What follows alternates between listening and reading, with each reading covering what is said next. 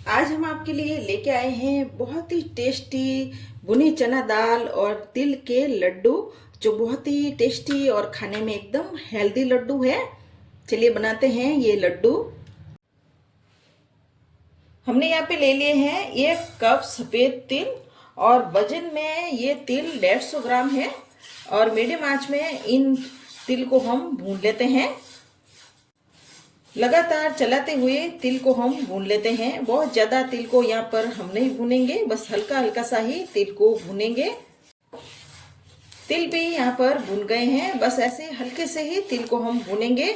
और इन तिल को भूनने में मुझे 3 मिनट जितना ही टाइम लगा है। अब इन तिल को हम निकाल देते हैं।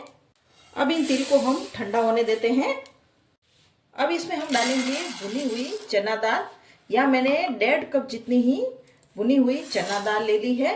और वजन में ये चने की दाल 200 ग्राम है। और मीडियम आंच में इस दाल को भी हम हल्का सा भून लेते हैं। ये चना दाल पहले से ही भुनी हुई है, इसे हमें ज़्यादा नहीं भूनना है, बस 1-2 मिनट के लिए ही भूनेंगे ताकि इसमें हल्का सा क्रंच आ जाए। चना दाल भी यहाँ पर भुन गई है, इसे भी हम निकाल देते हैं और ठंडा होने देते हैं। यह हमने ले लिया है मिक्सर जार और तिल भी यहाँ पे ठंडे हो गए हैं, तो तिल को हम मिक्सर जार में डाल देते हैं। और इतने से तिल हम बचा कर रख लेते हैं, बाद में काम में लेंगे। तिल को हमने यहाँ पे पीस लिया है और बहुत ज़्यादा तिल को बारीक नहीं करना है, ऐसा दरदरा ही रखना है। अब इस तिल को हम बाहर निकाल लेते हैं एक बड़े से बाउल में।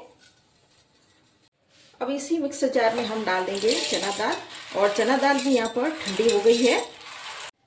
चना दाल को भी हमने यहाँ पे पीस लिया है और चना दाल को हम एक बार छान लेते हैं। चना दाल को हमें यहाँ पर एकदम से बारीक पीसना है और छानने से जो भी इसमें मोटे से कण होंगे वो निकल जाएंगे। चना दाल में ऐसे मोटे मोटे से दाने थे, वो निकल गए हैं।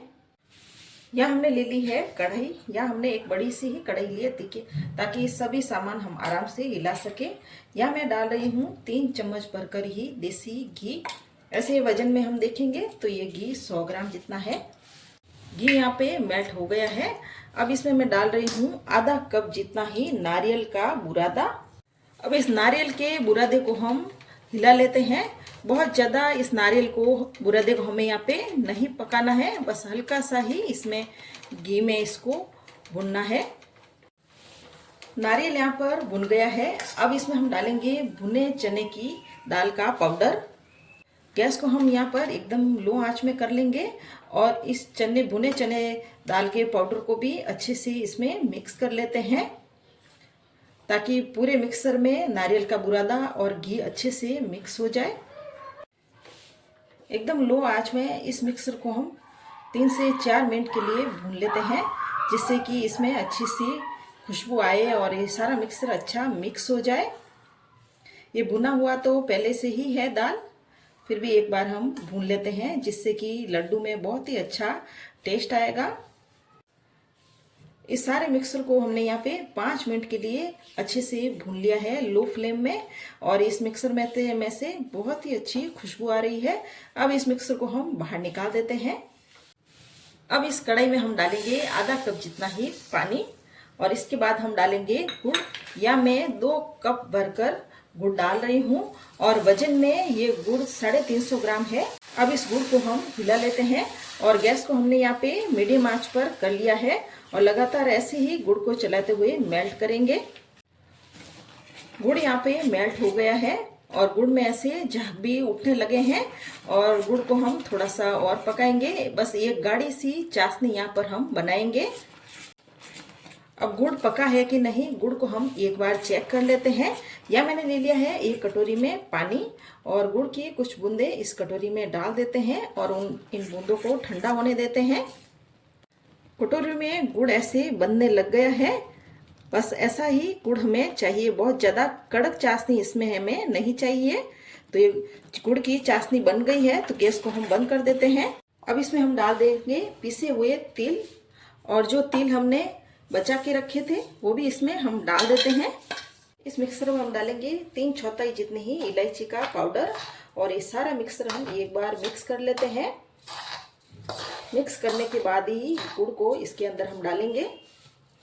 सारे मिक्सर को हमने अच्छे से मिक्स कर लिया है। अब गुड़ को इस मिक्सर में डाल देते हैं। मैं यहाँ पर छलनी से इस मिक्सर को छान लेती हूँ, जिससे कि जो भी कचरा वगैरह कुछ भी होगा वो निकल जाएगा। अब इस मिक्सर को हम फटाफट से मिक्स कर लेते हैं गरम गरम में ही। गरम गरम में मिक्स करने से ये अच्छे से मिक्स हो जाता है। यहाँ कढ़ाई में थोड़ा सा गुड़ बच गया था, उसे भी छानकर हमने डाल लिया है। लगभग हमने पूरा गुड़ इस मिक्सर में डाल लिया है। अब इस मिक्सर को हम अच्छे से मिक्स कर लेते हैं। हाथों पर लगा लिया है मैंने घी, और गरम गरम में ही ये लड्डू हम बना लेंगे। ठंडे होने के बाद ये लड्डू जरा मुश्किल से बनेंगे। और साथ ही यहाँ मैंने ले ली है बादाम की कतरन। इन लड्डू पर मैं बादाम की कतरन लगाऊंगी।